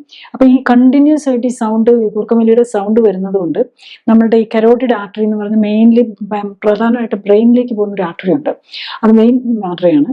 അവിടെ ഇങ്ങനെ ഈ ടെർബുലൻസ് വന്നുകൊണ്ട് ഈ സൗണ്ട് കൂടി. അപ്പൊ അവിടെ അതുകൊണ്ട് തന്നെ നമ്മൾ ഈ ആത്രോസ്ക്ലെറോസിസ്, നമ്മൾ ഹാർട്ടിനകത്തൊക്കെ ആത്രോസ്ക്ലെറോസിസ് വന്നാണല്ലോ അതിനെയാണല്ലോ നമ്മൾ ബ്ലോക്ക് എന്ന് പറയുന്നത്. അപ്പൊ അതുപോലെ ഇവിടെ പ്രത്യേകിച്ച് കൂടുതൽ വരാനുള്ള സാധ്യതയുണ്ട്. ആത്രോസ്ക്ലെറോസിസ് വന്ന് ബ്രെയിനിലേക്കുള്ള സർക്കുലേഷനെ ബ്ലോക്ക് ചെയ്യാനുള്ളതും സ്ട്രോക്കിനുള്ള സാധ്യതയും ഇങ്ങനെയുള്ളവരിൽ കൂടുതലായിരിക്കും. നെക്സ്റ്റ്, ഈ ഹാർട്ടിന്റെ അറ്റാക്ക് വരാനുള്ള സാധ്യത കൂടുതലാണ്. അതുപോലെ തന്നെ ഏട്രിയൽ ഫിബ്രിലേഷൻ, ഈ ഹാർട്ട് ഇറഗുലർ ആകാനുള്ള സാധ്യത കൂടുതലാണ്. പിന്നെ ഇൻസുലിൻ റെസിസ്റ്റൻസ് വന്നിട്ടാണ് ഡയബറ്റിസ് വരുന്നത്. അപ്പൊ ഡയബറ്റീസിനുള്ള സാധ്യത കൂടും. ഈവൻ ക്യാൻസറിനുള്ള സാധ്യത കൂടും. ന്യൂറോ ഡീജനറേറ്റീവ്, അതായത് നമ്മുടെ പാർക്കിൻസൺസ് ഡിസീസ്, ഈ വിറയൽ രോഗം ഉണ്ടല്ലോ, അതുപോലെ മറവി രോഗം, അൽഷിമേഴ്സ് ഡിസീസ്, ഡെമെൻഷ്യ, ഇങ്ങനത്തെ കാര്യങ്ങൾക്കുള്ള സാധ്യതയും കൂടുതലാണ്. കാരണം ഈ ഉറക്കക്കുറവ് വരുമ്പം ഒന്ന് ബ്രെയിനിന്റെ റിപ്പയർ വർക്കുകൾ നടക്കാതെ പോകും. രണ്ട്, ഈ ബ്ലഡ് സർക്കുലേഷൻ തന്നെ, ഇപ്പൊ സ്ലീപ്പ് അപ്നിയ ഒക്കെ ഉണ്ടെങ്കിൽ ബ്രെയിനിലേക്ക് വേണ്ട സർക്കുലേഷനും കിട്ടുന്നില്ല. ഇടയ്ക്കിടയ്ക്ക് ബ്രീത്തിങ് തന്നെ നിന്ന് ആവശ്യത്തിന് ഇത് കിട്ടാതെ വരിക. അപ്പൊ മൾട്ടിപ്പിൾ കാര്യങ്ങൾ കൊണ്ട് മൾട്ടിപ്പിൾ ആരോഗ്യ പ്രശ്നങ്ങളും കൂടെ വരികയാണെന്നുള്ളതാണ്. നെക്സ്റ്റ്, നമ്മൾ ഈ സ്ലീപ്പ് പ്രോബ്ലംസ് ഉള്ളവരെ നമ്മൾ എങ്ങനെ അത് കണ്ടുപിടിച്ച് വർക്കൗട്ട് ചെയ്യുമ്പോൾ, അതായത് ഇൻവെസ്റ്റിഗേറ്റ് ചെയ്യുമ്പോൾ എങ്ങനെയാണെന്നുള്ളത്, ഒന്ന് നമ്മൾ ഈ സ്ലീപ്പ് സ്റ്റഡി ചെയ്ത് എവിടെയൊക്കെയാണ് നമ്മൾക്ക് ഈ സ്ലീപ്പ് അപ്നിയ ഉണ്ടോ അല്ലാതെ എങ്ങനെയാണെന്ന് കണ്ടുപിടിക്കുക എന്നുള്ളതാണ്. പിന്നെ അതിലും ഏറ്റവും അതിലും ഇമ്പോർട്ടന്റ്, സ്ലീപ്പ് നമുക്ക് ഉണ്ടാണെങ്കിൽ നമുക്കറിയാം. ഇപ്പൊ സ്റ്റഡി നടത്തിയില്ലെങ്കിൽ പോലും നമുക്കറിയാൻ പറ്റും കൂർക്കമ്പലിയുണ്ട്, പകലുറക്കമുണ്ട്, ക്ഷീണമുണ്ട്, വർക്ക് പ്രോപ്പറായിട്ട് ചെയ്യാൻ പറ്റുന്നില്ല, അപ്പൊ നമുക്ക് ഉറക്കക്കുറവുണ്ട് എന്നുള്ളത് നമുക്ക് മനസ്സിലാക്കാൻ പറ്റും. നെക്സ്റ്റ് നമ്മൾ ലെവലിൽ ചെയ്യേണ്ട, ഈ സ്ലീപ്പ് ഇല്ലാത്തതിന്റെ പേരിലും മറ്റ് ആരോഗ്യ പ്രശ്നങ്ങളും കാരണം നമ്മൾ എന്തോരം നമ്മുടെ ബോഡിയെ ബാധിച്ചിട്ടുണ്ടെന്നുള്ളതാണ്. അപ്പൊ പലരും സ്ലീപ്പ് അപ്നിയും ഇതുമൊക്കെ ഉള്ളവർക്ക് ഫാറ്റി ലിവറും ലിവർ സിറോസിസും ഉണ്ടാവാം, അതുപോലെ കിഡ്നിയെ എഫക്ട് ചെയ്തിട്ടുണ്ടാകാം, ഡയബറ്റീസും ഹൈപ്പർ ടെൻഷനും ഉണ്ടാവാം. അപ്പം ഈ ഹാർട്ടിനെ എത്ര ബാധിച്ചിട്ടുണ്ട്, കിഡ്നിയെ ബാധിച്ചിട്ടുണ്ട്, ലങ്സിനെ ബാധിക്കുന്നുണ്ടോ, ഇങ്ങനെയുള്ള അറിയാനുള്ള ടെസ്റ്റുകളാണ് നമ്മളൊരു ഡീറ്റെയിൽ ആയിട്ട് ഇൻവെസ്റ്റിഗേഷൻസ് ആയിരിക്കും ചെയ്യേണ്ടി വരുന്നത്. നെക്സ്റ്റ്, നമ്മൾ ഈ ഉറക്കക്കുറവുള്ളവർക്ക് എന്ത് ട്രീറ്റ്മെന്റ് എന്നുള്ളതാണ്, എങ്ങനെയാണ് അതിനെ ഇൻവെസ്റ്റിഗേഷൻസും സ്റ്റഡിയും മറ്റു ടെസ്റ്റൊക്കെ നടത്തി ഇനി അത് എങ്ങനെ മാനേജ് ചെയ്യാൻ പറ്റും എന്നുള്ളതാണ്. അപ്പം പ്രൈമറി ആയിട്ട് നമ്മൾ ചെയ്യുന്ന സ്ലീപ്പിന്റെ പാറ്റേൺ കറക്റ്റ് ചെയ്യുക എന്നുള്ള സ്ലീപ്പ് ഹൈജീൻ എന്നാണ് ജനറലി നമ്മൾ അതിനെ സ്ലീപ്പ് ഹൈജീൻ എന്ന് പറയും. അപ്പൊ ഒരു കൃത്യസമയത്ത് കിടക്കാനും കൃത്യസമയത്ത് എഴുന്നേക്കാനും നോക്കുക, അതാണ് ഫസ്റ്റ് തിങ്. അപ്പം പ്രത്യേകിച്ച് ഉറക്കക്കുറവുള്ളവർ രാത്രിയിൽ ഉറക്കം കിട്ടുന്നില്ല എന്നുണ്ടെങ്കിൽ ഡെഫിനറ്റ്ലി പകൽ കിടന്നുറങ്ങാതിരിക്കാനും ശ്രദ്ധിക്കുക. അപ്പം ഐഡിയലി ഇപ്പം നമ്മളുടെ ഇപ്പോഴത്തെയൊക്കെ സാഹചര്യത്തിൽ നമ്മൾ മറ്റ് നൈറ്റിൽ വർക്ക് ചെയ്യുന്നവരല്ലാത്തവരാണെങ്കിൽ നമ്മൾ ഒരു 10 മണിക്ക് കിടക്കുക, 6 മണിക്ക് എഴുന്നേക്കുക, അതായത് സൂര്യോദയത്തിന് മുമ്പ് എഴുന്നേക്കുക എന്നുള്ളതാണ്. അപ്പം അതാണ് ഒന്ന് പാറ്റേൺ ചെയ്യേണ്ടത്. പിന്നെ രണ്ടാമത്, നമ്മൾ ഉറങ്ങാൻ പോകുന്നതിൻ്റെ ഒരു 6 hours മുമ്പ്, നമ്മളൊരു 4-5 o'clock ശേഷം നമ്മൾ കഫീനും ഈ ഉള്ള ഫുഡ്, പ്രത്യേകിച്ച് കാപ്പി, ചായ അങ്ങനത്തെ സാധനങ്ങൾ ഒഴിവാക്കുക. സോഫ്റ്റ് ഡ്രിങ്ക്സ്, ഈ പല സോഫ്റ്റ് ഡ്രിങ്ക്സിലും ഇങ്ങനത്തെ കഫീനൊക്കെ ഉണ്ടാകും, അതൊക്കെ ഒഴിവാക്കുക എന്നുള്ളതാണ് ഒന്ന് ചെയ്യേണ്ടത്. പിന്നെ നമ്മൾ സ്ക്രീൻ ടൈം, നമ്മൾ ഈ ഉറങ്ങാൻ പോകുന്നതിൻ്റെ ഒരു അരമണിക്കൂർ, പ്രത്യേകിച്ച് ഉറക്കക്കുറവുള്ളവരാണെങ്കിൽ ഒരു 1 hour മുമ്പ് തന്നെ TV, കമ്പ്യൂട്ടർ, മൊബൈൽ ഇതൊക്കെ ഒഴിവാക്കുക. ഇപ്പം സ്ക്രീനിൽ നമ്മൾ നോക്കിയിരുന്നുകൊണ്ടുണ്ടെങ്കിൽ നമുക്ക് ഉറക്കം കിട്ടില്ല. കാരണം നമ്മുടെ ബ്രെയിനിൽ നമ്മൾ ഉറക്കം കിട്ടുന്നത് തന്നെ മെലാറ്റോണിൻ എന്ന് പറഞ്ഞൊരു ഹോർമോൺ നമ്മുടെ പെനിയൽ ഗ്ലാൻഡിൽ നിന്ന് പുറത്തു വരുമ്പോഴാണ്. അത് ഇരുട്ട് വന്നാൽ ഇരുട്ടിൽ മാത്രമേ അത് പുറത്തു വരുള്ളൂ. അപ്പം നമ്മളിങ്ങനെ ഇലക്ട്രിക് ലൈറ്റ് വിട്ട് ഫോണിൽ നോക്കിയിരുന്ന് കഴിഞ്ഞ് കഴിഞ്ഞാൽ നമുക്ക് ആ മെലാറ്റോണിൻ വരികയല്ല, നമുക്ക് ഉറക്കം കിട്ടുകയില്ല. അതാണ് ഏറ്റവും പ്രധാനമായിട്ടുള്ള കാര്യം. അത് മനസ്സിലാക്കി നമ്മൾ സ്ക്രീനുകളൊക്കെ ഓഫാക്കി ഇരുണ്ട റൂമിൽ കിടക്കുക. അല്ലാതെ നമ്മൾ ലൈറ്റൊക്കെ ഇട്ട് കിടക്കാതെ മാക്സിമം ഡാർക്ക് റൂമിൽ കിടക്കാനായിട്ട് നോക്കുക എന്നുള്ളതാണ്. നെക്സ്റ്റ്, നമ്മൾ ഈ ഓവർ വെയിറ്റ് ആയിട്ടുള്ളവരും കൂർക്കം ഉള്ളവരും എല്ലാം നമ്മൾ വെയിറ്റ് കുറയ്ക്കുക എന്നുള്ളതിനാണ് ഇമ്പോർട്ടൻസ് കൊടുക്കേണ്ടത്. പിന്നെ കൂർക്കം വലിക്കുന്നുള്ളവർ നമ്മൾ എക്സസൈസ് ചെയ്ത് മൊത്തത്തിൽ വെയിറ്റ് കുറയ്ക്കാൻ നോക്കുക. അത് കൂടാതെ ഈ ത്രോട്ടിൻ്റെയും ടങ് അല്ലെങ്കിൽ നാക്കിൻ്റെയും തൊണ്ടയുടെയും എക്സസൈസ് ചെയ്യുക എന്നുള്ളതാണ്. നെക്സ്റ്റ്, ഈ സ്മോക്കിംഗ്, അതൊരു ഇമ്പോർട്ടൻറ്റ് ഫാക്ടറാണ്. സ്മോക്കിങ്ങും ആൽക്കഹോളും ഒക്കെ ഒഴിവാക്കാനായിട്ട് നോക്കുക എന്നുള്ളതാണ്. പിന്നെ ഉറക്കം കൂടുതലുള്ളവർക്കാണെങ്കിൽ സെഡേറ്റീവ്സ്, അതായത് നമ്മൾ പലതരം മരുന്നുകൾ ഉണ്ടാവില്ല, അങ്ങനത്തെ മരുന്നുകൾ ഇപ്പോൾ പകൽ ഉറങ്ങുന്നവരാണെങ്കിലും ഉറക്കം കൂടുതൽ കാണിക്കുന്നവർ ഈ സെഡേറ്റീവ് മരുന്നുകൾ, ഉറക്കം കുറവുള്ളവർക്ക് എന്തെങ്കിലും അലർജിയൊക്കെ ഉണ്ടെങ്കിൽ സെഡേറ്റീവ്, ഈ അലർജിക് മെഡിസിൻസിനൊക്കെ ഒരു സെഡേഷനും കൂടെ ഉണ്ടാകും. പലരും അലർജിയുടെ മരുന്നുകളൊന്നും നമ്മൾ സെഡേറ്റീവ് എന്നുള്ള നിലയിലല്ല കൊടുക്കുന്നത്, അല്ലെങ്കിൽ പേഷ്യന്റിന് തരുന്നത്. പക്ഷെ എന്നാലും അതിൻ്റെ ഒരു സെഡേറ്റീവ് സൈഡ് ഇഫക്റ്റും കൂടെ ഉണ്ടാകും. പക്ഷെ അലർജിയും ഉറക്കക്കുറവും കൂടെ ഉള്ളവർക്ക്, അപ്പം മൂക്കടപ്പൊക്കെ കൊണ്ടോ ഈ അലർജി കാരണം മൂക്കടയുന്നതുകൊണ്ട് ഉറക്കക്കുറവുള്ളവർക്ക് ലൈറ്റായിട്ടുള്ള മെഡിസിൻസ് എടുക്കുന്നത് സെഡേഷനും കിട്ടും, അപ്പം നന്നായിട്ട് ഉറങ്ങാൻ പറ്റിയിരിക്കും. പിന്നെ ഏറ്റവും പ്രധാനം എന്താണെന്ന് ചോദിച്ചാൽ നമ്മൾ ലൈഫ് സ്റ്റൈൽ കറക്റ്റ് ചെയ്യുക എന്നുള്ളതാണ്. അപ്പം ബേസിക്കലി നമുക്ക് ഇതിൻ്റെ എല്ലാം കൂടെ ഈ നമ്മളുടെ ഈ ഉറക്കത്തിന് പ്രശ്നങ്ങൾ ഉണ്ടാക്കുന്ന ഈ നമ്മളുടെ ഫുഡ് ഹാബിറ്റ്സ്, ഈ കാപ്പി കുടിക്കുക, അതുപോലെ സ്മോക്കിങ്, ആൽക്കഹോള്, അതുപോലെ എക്സസൈസ് ഇല്ലാതെ ഇരിക്കുക. പലപ്പോഴും നന്നായിട്ടൊന്ന് എക്സസൈസ്, നമ്മൾ ഫിസിക്കൽ ആക്ടിവിറ്റി ചെയ്താലും നമുക്ക് നന്നായിട്ട് കിടന്നുറങ്ങാൻ പറ്റും. അപ്പം ഈ കാര്യങ്ങൾ കറക്റ്റ് ചെയ്ത്, ഓവർ വെയിറ്റ് കറക്റ്റ് ചെയ്ത്, നമ്മൾ കറക്റ്റായിട്ട് എക്സസൈസ് ചെയ്യുന്നുണ്ട്, സ്ലീപ്പ് ഹൈജീൻ കറക്റ്റ് ചെയ്ത് പോയാൽ നമ്മൾ ഒരു പരിധി വരെ ഉറക്കക്കുറവിൽ നിന്ന് മാറാൻ പറ്റുമെന്നുള്ളതാണ്. നെക്സ്റ്റ് നമ്മൾ ഈ എന്തെങ്കിലും നമ്മളൊരു മെഡിക്കൽ ട്രീറ്റ്മെന്റ്, അതൊക്കെ നമ്മൾ സ്വയം ചെയ്യേണ്ട കാര്യങ്ങളാണ്. അതായത് ട്രീറ്റ്മെന്റ് ആയിട്ട് എന്ത് തരാൻ പറ്റുമെന്നുള്ളത്, ഡോക്ടേഴ്സിന്റെ കയ്യിൽ നമുക്ക് എന്ത് എക്സ്പെക്ട് ചെയ്യാമെന്നുള്ളതാണ്. അപ്പൊ അതിൽ സ്ലീപ്പ് അപ്നിയ അല്ലെങ്കിൽ കൂർക്കം വലിയും സ്ലീപ്പ് അപ്നിയ ഉള്ളവർക്ക് പ്രത്യേകിച്ച് അഡ്വൈസ് ആയിട്ട് ഈ ഓർത്തോപെഡിക് പില്ലോസ് ഒക്കെ ഉണ്ട്. പിന്നെ ഡെന്റൽ സൈഡിൽ നിന്നുള്ള ട്രീറ്റ്മെന്റ് ഉണ്ട്, ചില ഡെന്റൽ ആപ്ലിയൻസസ് വെക്കാം. പിന്നെ മാൻഡിബുലർ അഡ്വാൻസ്മെന്റ്, സ്പ്ലിൻസ് എന്നൊക്കെ പറഞ്ഞ കുറച്ച് കാര്യങ്ങളുണ്ട്. പിന്നെ ഏറ്റവും പ്രധാനം, ഏറ്റവും കൂടുതലായിട്ട് ഉപയോഗിക്കുന്ന സിപാപ്പ് മെഷീനാണ്. അപ്പൊ സിപാപ്പ് മെഷീൻ അത് ഈ സ്ലീപ്പ് അപ്നിയ വന്ന് ബ്രീത്തിങ്ങിന് നമ്മൾ പോസിറ്റീവ് പ്രഷർ കൊടുത്ത് നമ്മുടെ തൊണ്ടയും ആ ശ്വാസനാളികൾ തുറന്നു വയ്ക്കാൻ ശ്രമിക്കുന്ന ഒരു കണ്ടീഷനാണ്, ഒരു ആപ്ലിക്കേഷനാണ്. അതാണ് സിപാപ്പ് എന്ന് പറയുന്നത്. പക്ഷെ അതിന്റെ പ്രോബ്ലം എന്താണെന്ന് ചോദിച്ചാൽ, അത് നമ്മൾ മാസ്ക് വെക്കണം, നമ്മളിതെല്ലാം കെട്ടിയൊക്കെ വെച്ച് കിടന്നുറങ്ങുമ്പം പലർക്കും അതെല്ലാം കൂടെ കെട്ടി വെച്ച് ഉറങ്ങാൻ പറ്റാതെ വരും. ഇപ്പം മുഖത്തെ മാസ്ക് ഒക്കെ വെച്ചിട്ട് കിടക്കാന്ന് പറഞ്ഞു കഴിഞ്ഞാൽ പലരും അത് പറ്റാതെ വരും. അതാണ് പലപ്പോഴും ഡോക്ടേഴ്സ് സിപാപ്പ് ഒക്കെ അഡ്വൈസ് ചെയ്യും, പലർക്കും അത് എടുക്കാൻ വെച്ച് ഉറങ്ങാൻ പറ്റാതെ വരും എന്നുള്ളതാണ്. നെക്സ്റ്റ് നമ്മൾ മെഡിക്കൽ ട്രീറ്റ്മെന്റിലേക്ക് എടുത്തു കഴിഞ്ഞ് കഴിഞ്ഞാൽ, ഒന്ന് സെഡേറ്റീവ്സ്, നമുക്കെല്ലാം അറിയാം, ഈ ബെൻസോഡൈസെപ്പിൻസ്, അതുപോലെ പലതരം sedation, hypnotics and sedatives and hypnotics എന്ന് പറഞ്ഞൊരു ഗ്രൂപ്പ് ഓഫ് മെഡിസിൻ തന്നെയുണ്ട് ഇതിനു വേണ്ടി തരുന്നത്.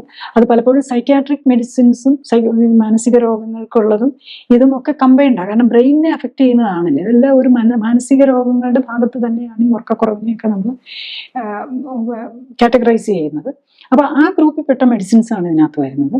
അപ്പൊ അതിന് ഉറക്കക്കുറവാണെങ്കിൽ സെഡേഷൻ ഉണ്ടാക്കുന്നവർ മരുന്നുകൾ വരും, ഉറക്കം കൂടുതലാണെങ്കിൽ നമ്മൾ സ്റ്റിമുലൻസ് ആയിട്ടുള്ള മരുന്നുകൾ വരും, അതാണ് വരുന്നത്.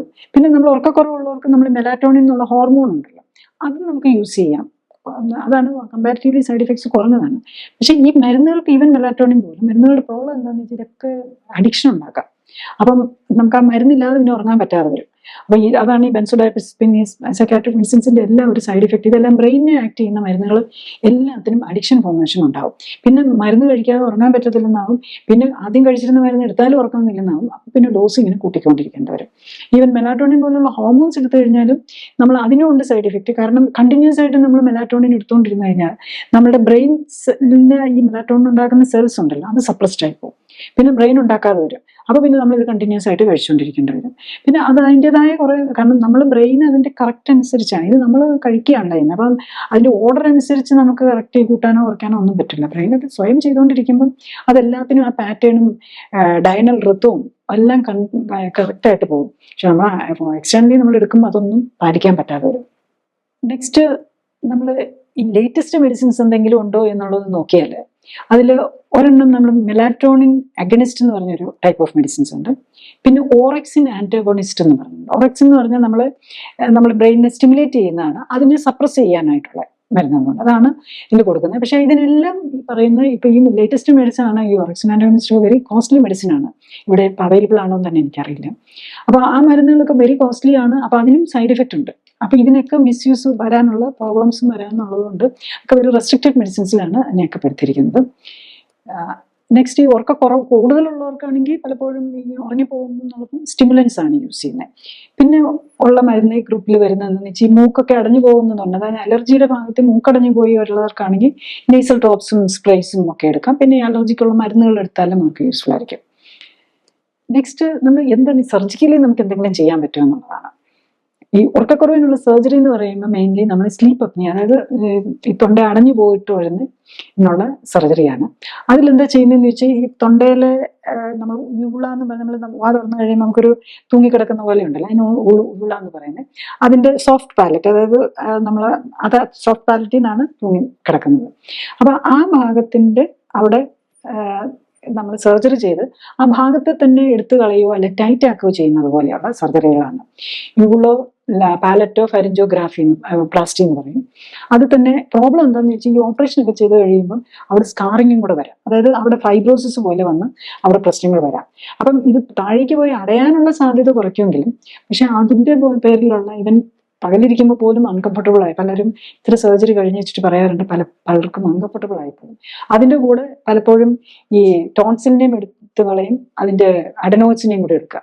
അപ്പൊ അത് ഈ കൂർക്കമ്പലിക്ക് വേണ്ടിയിട്ട് ചെയ്യുന്ന ഈവൻ കൊച്ചുകുട്ടികളിൽ പോലും ചെയ്യുന്ന കൊച്ചുകുട്ടികളിലൊന്നും യൂളോപ്ലാസ്റ്റി ഒന്നും അങ്ങനെ അധികം ചെയ്യാറില്ല. ബട്ട് ഈ ടോൺസിലെക്ടമിയും അഡനോയിഡ്സും ഒക്കെ എടുത്തു കളയുന്ന ഓപ്പറേഷൻസ് ചെയ്യാറുണ്ട്. അപ്പം കുട്ടികൾക്ക് ഉറങ്ങാൻ പറ്റുന്നില്ല, മരുന്നൊക്കെ കൊടുത്തിട്ടും ഉറങ്ങുന്നില്ല, പിന്നെ എന്ത് ചെയ്യും? ഓപ്പറേഷൻ മാത്രമേ ഡോക്ടേഴ്സിന് സബ്മിറ്റ് ചെയ്യാൻ പറ്റുള്ളൂ. പക്ഷെ നമ്മളിവിടെ എല്ലാം ഓർക്കേണ്ട ഒരു കാര്യം, ഈ കുട്ടികൾക്കാണെങ്കിലും ഈ തൊണ്ട ടോൺസിൽ വളരാനും അഡനോയിഡ്സ് വരാനും കാരണം നമ്മൾ കൊടുക്കുന്ന ജങ്ക് ഫുഡുകളാണ്. ഈ ജങ്ക് ഫുഡ് എന്ന് പറഞ്ഞാൽ നമ്മൾ ഈ ഉള്ള ചോക്ലേറ്റ്സും ഈ സോഫ്റ്റ് ഡ്രിങ്ക്സും ഒക്കെ അതിനകത്തുള്ള കെമിക്കലുകൾ വന്ന് അലർജി വരും. ആദ്യം എല്ലാവരും ഒന്ന് ശ്രദ്ധിച്ചാൽ മതി. കുട്ടികൾക്ക് ആദ്യം നമ്മൾ എന്തെങ്കിലും കഴിക്കും, ഐസ്ക്രീമോ ഇങ്ങനത്തെ സോഫ്റ്റ് ഡ്രിങ്കോ ഒക്കെ കഴിക്കും. അത് കഴിയുമ്പോൾ ഒരു ചെറിയ തൊണ്ടവേദന വരും. അത് കഴിഞ്ഞ് പതുക്കെ അത് മൂക്കടപ്പായിട്ട് മാറും, പിന്നെ അത് കോൾഡായി മാറി അവസാനം പനിയിൽ വരെ എത്തും. അപ്പോഴേക്കും നമ്മൾ ആന്റിബയോട്ടിക്സ് എടുക്കേണ്ടി വരും. അതെല്ലാം കഴിഞ്ഞ് ഒന്ന് കറക്റ്റായി കഴിയുമ്പോഴേക്കും വീണ്ടും നമ്മൾ ഈ ഫുഡ് തെറ്റിക്കും. അപ്പൊ അങ്ങനെ പല കുട്ടികളും ഉണ്ട് ഒരു മാസത്തിൽ ഓരോ പ്രാവശ്യം ആന്റിബയോട്ടിക്സ് എടുത്തുകൊണ്ട് കഴിക്കണം. അങ്ങനെ എടുത്തു കഴിയുമ്പോൾ എന്നാൽ പിന്നെ ടോൺസിൽ എടുത്ത് കളയാൻ, അഡനോയിഡ്സ് എടുത്ത് കളയാൻ. അത് ശരിക്കും നമ്മളുടെ ടോൺസിലും അഡനോയിഡ്സും ശരിക്കും നമ്മുടെ ഡിഫൻസ് സ്റ്റേഷൻസ് ആണ്. നമ്മുടെ കൊച്ചിയിലെ നേവൽ ബേസ് നമ്മുടെ ഡിഫൻസ് സ്റ്റേഷനാണ്. അല്ലെങ്കിൽ എയർ ഓരോടത്തും ഉണ്ടല്ലോ നമ്മുടെ ഡിഫൻസിന് വേണ്ടിയിട്ടുള്ള, നമ്മുടെ രാജ്യസുരക്ഷയ്ക്ക് വേണ്ടിയിട്ടുള്ള സ്റ്റേഷൻ. അതുപോലെ നമ്മുടെ ബോഡിയുടെ സുരക്ഷയ്ക്ക് വേണ്ടിയിട്ടുള്ള ഡിഫൻസ് സ്റ്റേഷൻസ് ആണ് ടോൺസിലും അതുപോലെ അഡനോയിഡ്സും. അതൊക്കെ നമ്മൾ അങ്ങനെ എടുത്തു കളയാനുള്ളതല്ല. അത് എടുത്തു കളഞ്ഞു കഴിഞ്ഞാൽ അത് നമുക്ക് പിന്നെ ലൈഫ് ലോങ് അത് ഇല്ലെന്നാകുക. നമുക്ക് സർജറി ഒക്കെ ചെയ്ത് നമുക്ക് എടുത്തു കളയാൻ എളുപ്പമാണ്, പക്ഷെ നമുക്ക് തിരിച്ചു കിട്ടാൻ ഒരു മാർഗമില്ല.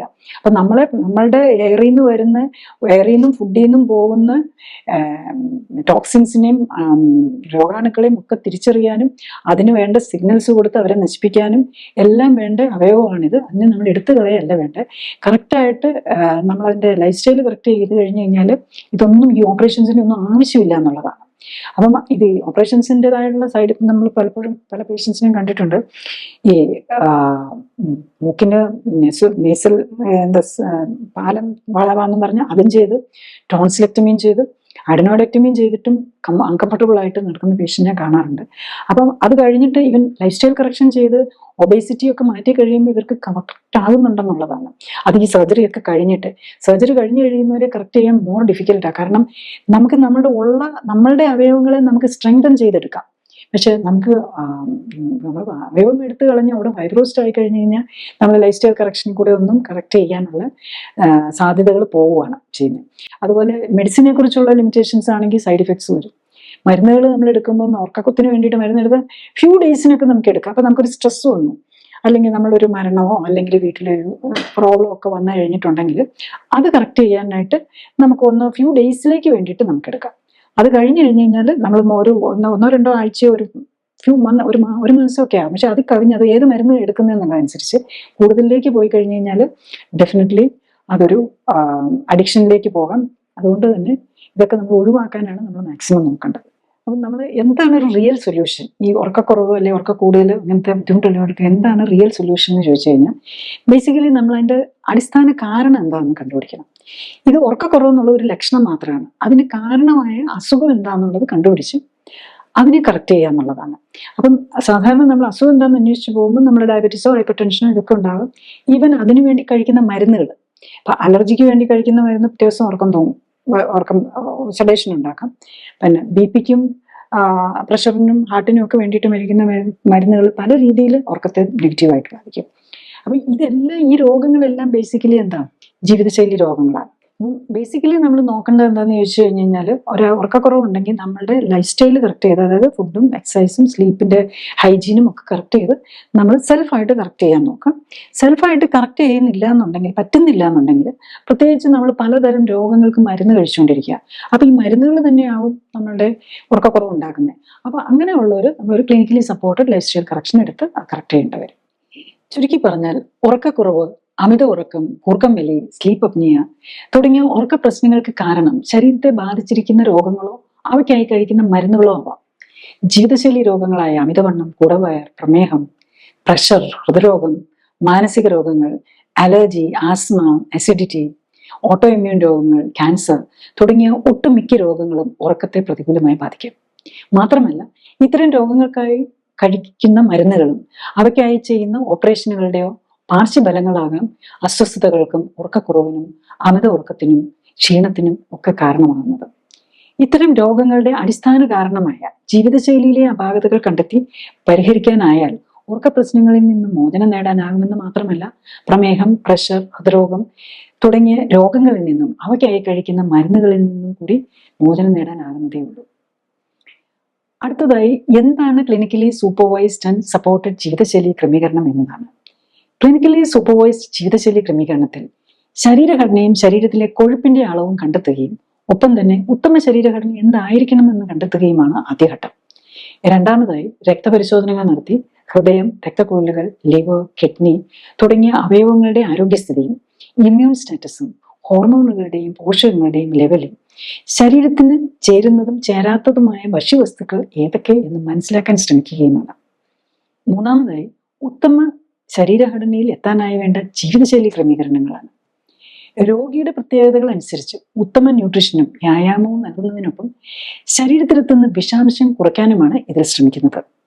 ശരീരകോശങ്ങൾക്ക് ഉത്തമമായി പ്രവർത്തിക്കാനുള്ള സാഹചര്യം ഒരുക്കുന്നതിലൂടെ ജീവനാധാരമായ മെറ്റബോളിക് അഥവാ രാസപ്രവർത്തനങ്ങളുടെ സമതുലിതാവസ്ഥ വീണ്ടെടുക്കുകയും നിലനിർത്തുകയുമാണ് ലക്ഷ്യം. പ്രമേഹവും പ്രഷറും ഹൃദ്രോഗവും അലർജിയും ആർത്രൈറ്റിസും ക്യാൻസറും പോലുള്ള ഒട്ടുമിക്ക രോഗികൾക്കും വർഷങ്ങളായി മരുന്ന് കഴിക്കുന്നവർക്ക് പോലും രോഗം മൂർച്ഛിച്ച് അവയവങ്ങൾ തീരെ നശിക്കുന്നതിന് മുൻപെങ്കിലും ജീവിതശൈലി ക്രമീകരണത്തിന് തയ്യാറായാൽ ഒട്ടുമിക്ക മരുന്നുകളും 1 മാസത്തിനുള്ളിൽ കുറച്ചു കൊണ്ടുവരുവാനും നിർത്താനും ഓപ്പറേഷനുകൾ ഒഴിവാക്കാനും കഴിയുന്നതായാണ് കാണുന്നത്. അടുത്തതായി, clinically supported life style correction എടുത്ത രോഗികൾക്ക് രോഗാവസ്ഥയിൽ ഉണ്ടായ വ്യത്യാസം എന്തായിരുന്നു എന്ന് നോക്കാം. ഇത് ആദ്യത്തേത് ഒരു ലേഡിയാണ്, 66 വയസ്സാണ്, 160 സെന്റിമീറ്റർ പൊക്കവും 76 കിലോയാണ്, ഓവർ വെയിറ്റ് ആണ്. അവര് കുറെ അധികം രോഗങ്ങൾക്കായിട്ട് മരുന്ന് കഴിക്കുന്നുണ്ട്. ഡയബറ്റീസ് ഉണ്ട്, ഹൈപ്പർ ടെൻഷൻ ഉണ്ട്, തൈറോയിഡിന് വേണ്ടിയിട്ട് 26 വർഷമായിട്ട് മരുന്ന് എടുക്കുന്നുണ്ട്. ഡയബറ്റീസും ഹൈപ്പർ ടെൻഷനും ഒക്കെ 20 years ആണ് ആയിരിക്കുന്നത്. പിന്നെ സ്ലീപ്പ് അപ്നിയയ്ക്ക് വേണ്ടിയിട്ട് 8 years ആയിട്ട് സിപാപ്പ് മെഷീൻ വെച്ചാണ് ഉറങ്ങുന്നത്. ആർത്രൈറ്റിസിന് വേണ്ടിയിട്ട് പല പ്രാവശ്യം മുട്ടിന് ഇഞ്ചക്ഷൻ എടുത്തിട്ടുണ്ട്. അതുപോലെ സ്പൈനിലും പ്രോബ്ലം ഉണ്ട്, വേദന, നടുവേദനയുണ്ട്. അവർക്ക് ആർത്രൈറ്റിസിന് വേണ്ടിയിട്ട് ശരിക്കും ഇനിയിപ്പം മുട്ട് മാറ്റിവെക്കൽ ശസ്ത്രക്രിയ വേണമെന്നാണ് പറഞ്ഞിരിക്കുന്നത്.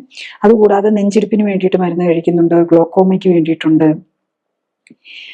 അങ്ങനെ മൾട്ടിപ്പിൾ പ്രോബ്ലംസ് ആണ്. അപ്പോൾ മരുന്നുകളാണെങ്കിൽ 2 തരം ഇൻസുലിൻ എടുക്കുന്നുണ്ട്. റൈസോഡൊക്കെ ഉണ്ട്, ട്രൂലിസിറ്റി ഉണ്ട്, പിന്നെ തൈറോയിഡിന് വേണ്ടിയിട്ടുണ്ട്. ഓൾമോസ്റ്റ് 11 തരം മരുന്നുകളാണ് എടുക്കുന്നത്. എന്നാലും ഡയബറ്റീസ് അത്ര കൺട്രോൾ അല്ല. 8.7 ആണ് HbA1c നിൽക്കുന്നത്. പിന്നെ ഞാൻ ഒത്തിരി ഡീറ്റെയിൽ മറ്റു പാരാമീറ്റേഴ്സിലേക്ക് പോകുന്നില്ല. നമ്മൾ സ്ലീപ്പ് ഓറിയന്റഡ് ആണല്ലോ മെയിനായിട്ട്.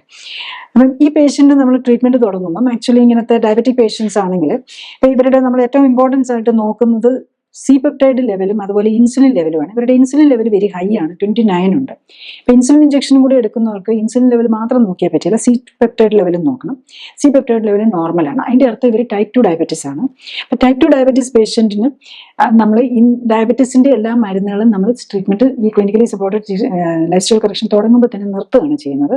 കാരണം മരുന്നുകളും ഇൻസുലിനും ഒക്കെ എടുത്തിട്ടുണ്ടെങ്കിൽ ചിലപ്പം നമ്മൾ ലോ കാർബോഹൈഡ്രേറ്റ് ഡയറ്റ് എടുക്കുമ്പോഴേക്കും ഹൈപ്പോഗ്ലൈസീമിയയിലേക്ക് പോയി ബോധക്കേടൊക്കെ വരാനുള്ള സാധ്യതയുണ്ട്. അതുകൊണ്ട് ഡയബറ്റീസിന്റെ എല്ലാ മരുന്നും ഇൻസുലിനും ഫസ്റ്റ് ഡേയിൽ തന്നെ നിർത്തുക എന്നുള്ളതാണ് ചെയ്യുന്നത്. എന്നിട്ട് നമ്മൾ ഷുഗർ വീട്ടിലിരുന്ന് കൺട്രോൾ ആകുന്നുണ്ടോ നോക്കുക എന്നുള്ളതാണ്. അപ്പൊ കാർബോഹൈഡ്രേറ്റ് ഇല്ലാത്ത കാര്യമായിട്ടില്ലാത്ത ഡയറ്റ് ആകുമ്പം ഷുഗർ ഇപ്പം ഫാസ്റ്റിംഗ് ബ്ലഡ് ഷുഗർ 200 നിൽക്കുകയാണെങ്കിൽ പോലും കറക്റ്റായിട്ട് പറഞ്ഞിരിക്കുന്ന പേഷ്യൻ്റ് ആണെങ്കിൽ വൈകുന്നേരം ആകുമ്പോഴേക്കും അത് ഒരു 140 വന്നിട്ടുണ്ടാവും. അതാണ് നമ്മൾ എക്സ്പെക്ട് ചെയ്യുന്നത്. പിന്നെ ഇവരെന്തെങ്കിലും തെറ്റിച്ച് ചോറോ അങ്ങനെ ബിരിയാണിയൊക്കെ എടുത്ത് കഴിച്ചിട്ടുണ്ടെങ്കിൽ കൂടും, അല്ലാന്നുണ്ടെങ്കിൽ കറക്റ്റായിട്ട് ഷുഗർ കുറഞ്ഞിട്ടുണ്ടാവും എന്നുള്ളത്. അപ്പൊ നമ്മൾ മരുന്ന് എല്ലാം ഷുഗറിന്റെ 2 ഇൻസുലിനും കുറെ ഇൻസുലിനുള്ള ഡയബറ്റീസിനുള്ള മെഡിസിനും എടുത്തുകൊണ്ടിരിക്കുന്നതുകൊണ്ട് മരുന്ന് നിർത്തിയിട്ട് ജസ്റ്റ് ഇരിക്കുക എന്നല്ല, നമ്മൾ 4 നേരം ആദ്യത്തെ ദിവസങ്ങൾ 4 നേരം തന്നെ ഷുഗർ നോക്കുന്നുണ്ടാവും. അപ്പൊ ഈ പേഷ്യന്റിന് ശരിക്കും ഡയബറ്റീസിന്റെ മരുന്ന് ഫസ്റ്റ് ഡേ തന്നെ നിർത്തി. ഒരു 8th ഡേ ആണ് പിന്നെ നമ്മൾ ഫോളോ അപ്പ് ചെയ്യുന്നത്. അപ്പോഴേക്കും നമ്മൾ വന്നപ്പോഴേക്കും അവരുടെ ഈവൻ BP യുടെ മരുന്നുകൾ കുറച്ചും കൂടെ ഒന്ന് നിർത്താൻ പറ്റി. ഇൻ ഇഫക്റ്റ് ഞാൻ സമ്മറൈസ് ചെയ്ത് പറയുകയാണെങ്കിൽ ആക്ച്വലി ഈ പേഷ്യന്റ് 90 ഡേയ്സ് ആയപ്പോഴേക്കും തൈറോനോം ഒഴിച്ചുള്ള ബാക്കി എല്ലാ മരുന്നുകളും നിർത്താൻ പറ്റുന്നുള്ളതാണ്. അപ്പൊ ഈ ഹാർട്ടിന് വേണ്ടിയിട്ട് ആക്ച്വലി നെഞ്ചെടുപ്പിന് വേണ്ടിയിട്ടും ഒക്കെ മരുന്ന് കഴിക്കുന്ന പേഷ്യന്റ് ആയിരുന്നു. ഈ മരുന്നുകളെല്ലാം റോസുവാസ്റ്റാറ്റിൻ, സിലാക്കർ, മെറ്റലാർ, ഇക്സറോള, അങ്ങനെ കുറെ മരുന്നുകളായിരുന്നു. ഇതെല്ലാം നിർത്തിക്കൊണ്ട് വരാൻ പറ്റിയെന്നുള്ളതാണ്. 90 ഡേയ്സ് ആയപ്പോഴേക്കും ആക്ച്വലി അവർ 76 കിലോ ഉണ്ടായിരുന്ന പേഷ്യന്റ് 63ലേക്ക് വരാൻ പറ്റിയെന്നുള്ളതാണ്. അപ്പം നന്ന് കറക്റ്റായിട്ട് നോക്കുന്നുണ്ടായിരുന്നു എന്നുള്ളത് കൊണ്ടാണ് അവർക്ക് അത്ര കുറച്ച് കൊണ്ടുവരാൻ പറ്റി. അതുപോലെ HbA1c ആണെങ്കിലും അവരുടെ നമ്മൾ എക്സ്പെക്ട് ചെയ്തിരുന്ന 5.5 എത്താനാണ്. അപ്പൊ കുറച്ചൊക്കെ തെറ്റിക്കുന്നുണ്ടായിരുന്നു. അപ്പം HbA1c 6.1 എത്തിക്കാൻ പറ്റി 90 ഡേയ്സ് ആയപ്പോഴേക്കും. അപ്പം ബാക്കി എല്ലാ മരുന്നുകളും മാറ്റി HbA1c കുറച്ച്, ഈവൻ അവരുടെ BP ആണെങ്കിലും ശരിക്കും 120/80 മരുന്നൊന്നും ഇല്ലാതെ BP 120/80 കൊണ്ടുവരാൻ പറ്റിയെന്നുള്ളതാണ്. അപ്പൊ CPAP മാറ്റാൻ പറ്റിയ ഒരു 60 ഡേയ്സ് ഒക്കെ വന്നപ്പോഴേക്കും തന്നെ എനിക്കിപ്പം പ്രോബ്ലം ഒന്നുമില്ല, CPAP മാറ്റ മേലെ എന്നുള്ളത് ചോദിക്കാൻ തുടങ്ങി. ഇല്ലാതെ കിടന്നുറങ്ങാൻ പറഞ്ഞു. അപ്പം ഇവൻ കൂർക്കമ്പലി പോലും ഇല്ലെന്നാണ് ഹസ്ബൻഡ് പറയുന്നത്. CPAP മെഷീനും വേണ്ട, കംഫർട്ടബിൾ ആയിട്ട് ഒന്നും ഇല്ലാതെ, ഇവൻ കൂർക്കമ്പലി പോലും ഇല്ലാതെ ഒരു 60 ഡേയ്സ് ആയപ്പോഴേക്കും തന്നെ അതൊക്കെ കുറച്ചുകൊണ്ട് നോക്കി നിർത്താൻ പറ്റുന്നു. ഒരു പേഷ്യന്റിനെ കുറിച്ചും കൂടെ പറയാം. ഇദ്ദേഹം മെയിലാണ്, 45 വയസ്സാണ്, 164 സെന്റിമീറ്റർ പൊക്കം, 93 കിലോ ആണ് തൂക്കം. അപ്പൊ ഇദ്ദേഹത്തിന്റെ പ്രോബ്ലം ചൊറിച്ചിലാണ്. ആക്ച്വലി 2013 മുതൽ ഓൾമോസ്റ്റ് മോർ ദാൻ 10 ഇയേഴ്സ് ഇദ്ദേഹം CPAPലാണ് കിടന്നുറങ്ങുന്നത്. അപ്പൊ അതൊരു സൈഡിലുണ്ട്. 2013 മുതൽ CPAP മെഷീൻ ഉപയോഗിക്കുന്നുണ്ട്. ഇപ്പം ഇദ്ദേഹം ഈ ട്രീറ്റ്മെന്റ് വരാനായിട്ടുള്ള ഒരു മെയിൻ പ്രോബ്ലം ഇദ്ദേഹത്തിന് ചൊറിച്ചു തടിക്കുകയും കൂടെ ഉണ്ടായിരുന്നു, അലർജിയും കൂടെ ഉണ്ടായിരുന്നു. അതിങ്ങനെ പിക്ക് വീൽ ഫോർമേഷൻ പോലെ വരുന്നുണ്ടായിരുന്നു. അപ്പൊ അതിനും കൂടെയാണ് വന്നിരുന്നത്. അപ്പൊ അദ്ദേഹം മരുന്ന് കഴിക്കുന്നത്, ഈ CPAP മെഷീൻ ഉപയോഗിക്കുന്നുണ്ട്, മരുന്നായിട്ട് ഈ അലർജിക്ക് വേണ്ടിയിട്ടുള്ള മരുന്ന് ഫെക്സോഫെനിഡിൻ എന്നുള്ള ഒരു മരുന്നാണ് കഴിച്ചുകൊണ്ടിരുന്നത്. വേറെ പിന്നെ അതുകൂടാതെ ആയുർവേദവും ഒക്കെ, ആയുർവേദ ട്രീറ്റ്മെന്റും, ഞാൻ എൻ്റെ പേര് പറയുന്നില്ല, അങ്ങനത്തെ ചില മരുന്നുകളും കൂടി ഉപയോഗിക്കുന്നുണ്ട്. പക്ഷെ ഇതാണ് മെയിൻ പ്രോബ്ലം, ഉറക്കമില്ല, ഇതും ഒബേസിറ്റി. അപ്പം ഇദ്ദേഹത്തിന്റെ ഇപ്പം CPAP വയ്ക്കാൻ കാരണം എന്താ? ഒബേസിറ്റിയാണ്. 93 kg ഉണ്ട്, 164 സെന്റിമീറ്ററേ ഉള്ളൂ. അപ്പോൾ ഓൾമോസ്റ്റ് 33 kg ഓവർ വെയിറ്റ് ആണ്, 1/3 ഓഫ് ദി ഓവർ വെയിറ്റ് വരുന്നുണ്ട്. അപ്പം ഈ അങ്ങനെ ഓവർ വെയിറ്റ് ഉള്ളവർക്ക് ഈ അലർജി വരാനും ചാൻസ് കൂടുതലായിരിക്കും. ഈ അലർജി ഉള്ളപ്പോൾ എന്താ പറ്റുന്നത്? മൂക്കും ഈ ശ്വാസനാളിക്ക് നീർക്കെട്ട് വന്നിട്ട് അതിന്റെ പേരിലും കൂടെ ശ്വാസതടസ്സം വരും. അതുകൊണ്ടാണ് ഇദ്ദേഹത്തിന് ഇത്രയധികം ഈ CPAP ഒക്കെ ഉപയോഗിക്കേണ്ടി വരുന്നത്. അലർജിയും കൂടി ഒരു ഫാക്ടർ, ഒബേസിറ്റി മാത്രമല്ല. 30 ഡേയ്സ് ആയപ്പോഴേക്കും അദ്ദേഹത്തിന്റെ സിംറ്റംസ് എല്ലാം തന്നെ മാറി. ബേസിക് അലർജി ഓറിയന്റഡ് ആയിട്ടുള്ള പ്രശ്നങ്ങളെല്ലാം മാറി.